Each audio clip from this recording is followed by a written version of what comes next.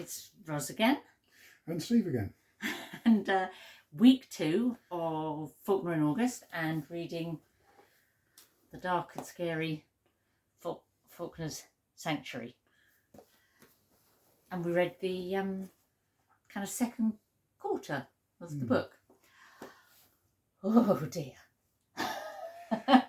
It's difficult to know what to say about it, really. I mean, as you were saying, it's the foreboding has been realised, I guess, to a large extent. There's a lot of toing and froing, shifting around between locations.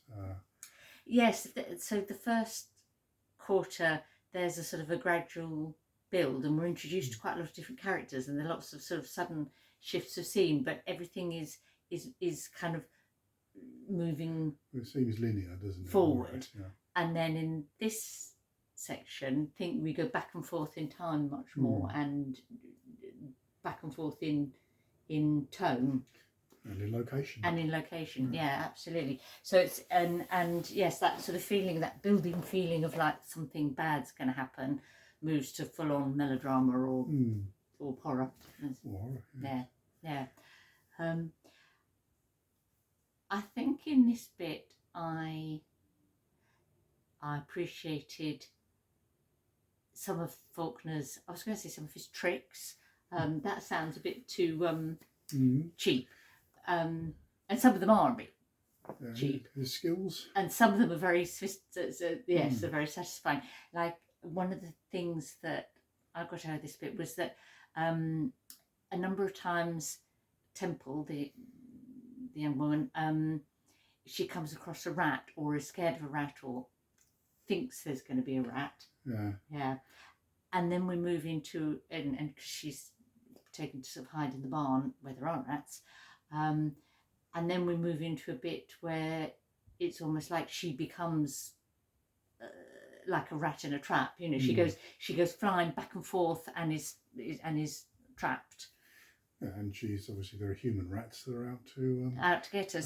So it sort of works both ways as a sort of well, very metaphorical. Well, exactly. Yeah, metaphorical.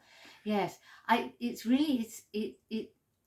another of the metaphors that I'm not quite sure I've grasped is the role of the spring, the pool, because several times people go there, don't they? And Popeye seems to spend time there because he gets his muddy shoes. I would imagine that not being a bootlegger or a manufacturer of illicit alcohol, that having a water supply would be You're probably right. Would be a useful thing to have. Whereas I'm trying to read something much more.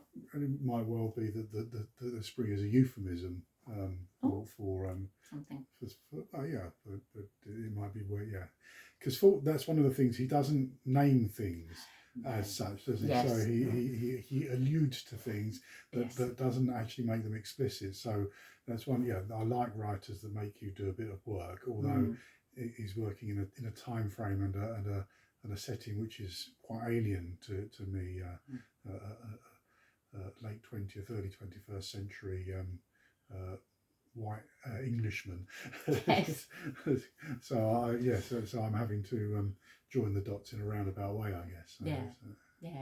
No, but you're right, because when the really bad things happen in this section, when someone's shot and someone is sexually assaulted, and you kind of know it's happened, but he never actually tells you explicitly. I mean, like we're there at the moment when the person is shot, and you know the shooter puts his hand in his pocket, and then he shifts perspective, doesn't he? He shifts perspective, yes, so that we never actually literally see. Yeah, he doesn't tell us that.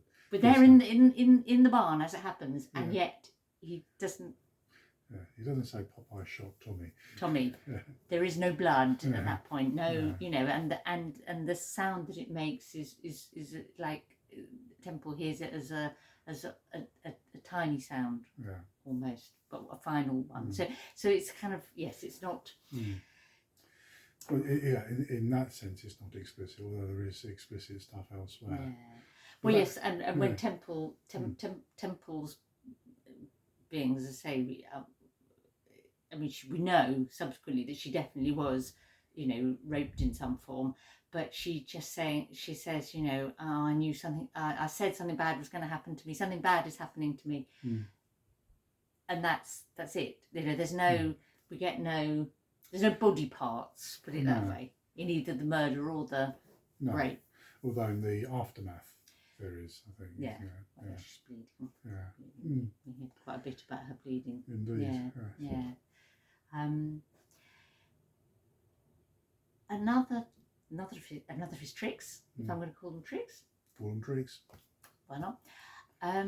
Is when I think back over these chapters, quite often what I get is not sort of words or story, but images. Yeah? I think you were saying that. I mean, I think we said last time that it's quite cinematic in its approach, and there's some lovely imagery, I think, around dawns and twilights and things like that. And there's a beautiful description of a blind, sort of late on in the last chapter, that says it was cracked like old skin, and that sort of that summons up a picture, I think, of a blind that has been well used in a hot place.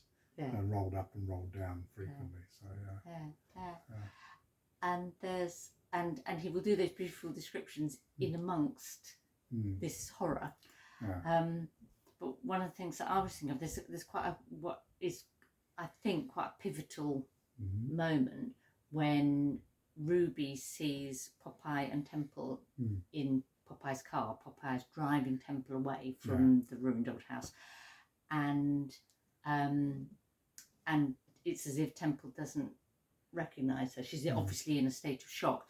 But that picture, I have such a clear picture in my mind of the faces in the car and Ruby watching. It's as if I could have been there. Well, she's quite clearly traumatised, understandably so. But he depicts that quite well in her behaviour. The gas station later on, when Popeye buys her a sandwich, and she doesn't know how to eat it. And she just can't think how to do a normal thing. Her perspective at that point is quite fragmented, which I think, there's not a lot of stream of consciousness stuff in this book, but actually there is consciousness, there is awareness of how different characters might be psychologically at that point. And for me, yes, it did seem like she was her thought processes came over as being very fragmented, as someone would be, I guess, and it's likely would be in a state of shock or post-traumatic stress. And that thing of her feeling at that point, like it's almost like she can't remember to do something as ordinary as eating a sandwich. That contrasted with just a couple of hours earlier in the morning when she spent the night in the barn, terrified, thinking the rats were going to get her, not knowing who was, trying to, thinking something terrible was going to happen to her. She was true. And then she comes and goes into the house and tries to like fix herself up and make herself look like her proper self, respectable. And so, she, in the same way that she got undressed the night before and folded up her dress, it's like she was trying to hang on to those normal actions, her normal routines. And then at this point, it's all gone. It's all gone. She can't, she's completely lost to him. She's trying to maintain a sense of reality or normality, and now that seems to have gone. Which indeed it has for her. And she enters a new reality in Memphis, in the brothel in Memphis, which I think is interesting, isn't it? Going from a decaying mansion, this decaying southern mansion, to a town setting, isn't it, or city setting, I guess. Yes. It's a transition from that. A significant transition, and yes, from somewhere that's ruined to somewhere that is quite is tawdry but plush. And Yes, so it's like that. I presume that's about sort of changing spheres of influence in the South, and sort of decline of the rural, and rise of the urban, as it were, and Popeye is an operator in the urban world. Yeah, no, Yeah. He drives cars and has automatic pistols. Yeah. But we also get this before that, this interlude with Horace Benbow and his sister, and they're the sort of old upper class South, aren't they? And so it's like we get almost like I suppose it's like Shakespeare putting the little comedy bits in his tragedies. We get a little oasis to recuperate, maybe. I don't know. I don't know. I mean, because they're morally compromised, aren't they? Yes. Quite considerably in that. Although Horace Benbow does seem to be trying to do a right thing. Yes. Doesn't he? Because he's involved. Cause this is one of those time shifts, isn't it? Yes. That moves around, and so it's post Tommy being murdered, and Ruby is in town with the baby in a box, and so Horace is trying to get her help for that. Yes. But he's fixing up the townhouse that used to be his family home. His family home. Yeah. And his sister, quite understandably, is concerned about him moving a woman with a baby into whose husband is in jail for alleged murder. Accused of murder. Into his house. Yeah. And I guess that's about it's about standards, isn't it? Or being, for her, it's about status and hierarchy, respectability, in that sort of thing. What's respectable behaviour, as it were. Yeah. And yes, he seems to be thinking that he needs to do something moral. Yeah. Yes. Moral in this sense. And it's interesting that he almost recognises Ruby as a I don't know, almost like a moral figure, even though she's sort of fallen woman. Yeah. Yeah. He feels that she's deserving of care.